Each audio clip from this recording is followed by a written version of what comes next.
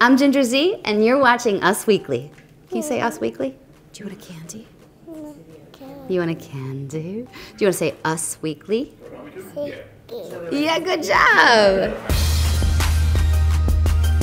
My mom and my dad, I would not call home cooks. I mean, they make food, but after they divorced, we had cereal for dinner a lot, like on both sides, or very simple meals. And so not until my stepfather came in did I really see what cooking and baking was like. This guy came in and he never stops making things. There's always a bread rising, there's always muffins here, there's always special pancakes with your name on them.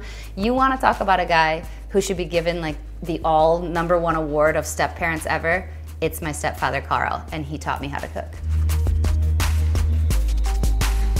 I love inviting my kids into the kitchen because they feel involved. Adrian, since he was 1, I mean, really a baby, has loved sitting with a spoon and pretending to cut, getting into all of the action of cooking. Miles is more of the eater. He's like the, he's the one that's gonna consume.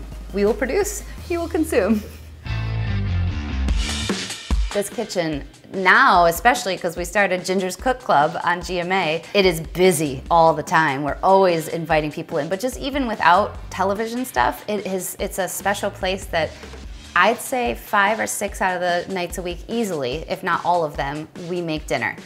And a lot of times make lunch. I am so inspired because I have kids now. This is what changes when you have children, by the way. You can't order in. First of all, we moved to the suburbs, so there's not all these places you can order in.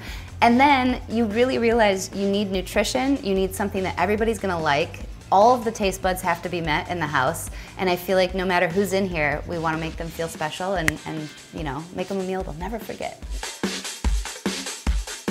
A lot of my friends have book clubs, and we've got book clubs that are all over, and I always hear that term, and I like reading, but like I don't read that much. I cook all the time, and I kept finding myself, it would be 2 p.m. on a Tuesday, and I'd have this crisis moment, and it happened every day, where I'd be like, oh my gosh, what am I making for dinner? I kind of blew through a bunch of websites I love. I'd made almost everything they said, and I was just bored. And so I thought, what if, just like a book club that's very social and you share what you love about the book, what if we did that with a cook club? We take a recipe, we share what we learned. If we all love it, we can make it again with other people's tips and tricks and hacks, and that's what the cook club is all about. So we started Ginger's Cook Club, and now you could be a part of it if you want. Just sign up.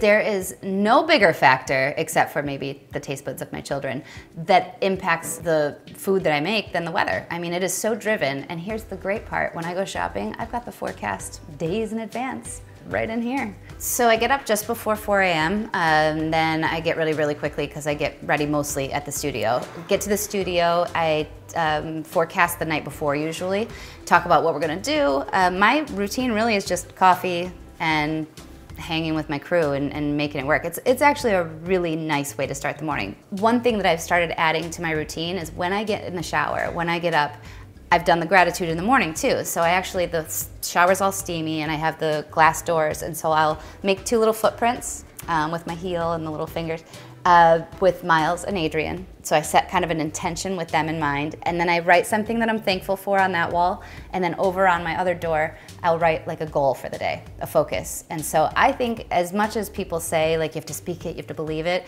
I do that gratitude shower door thing, and I really think it makes a difference. Then I get in the car, and I'm so lucky that I get driven in because I use that time to meditate, and that has also helped me.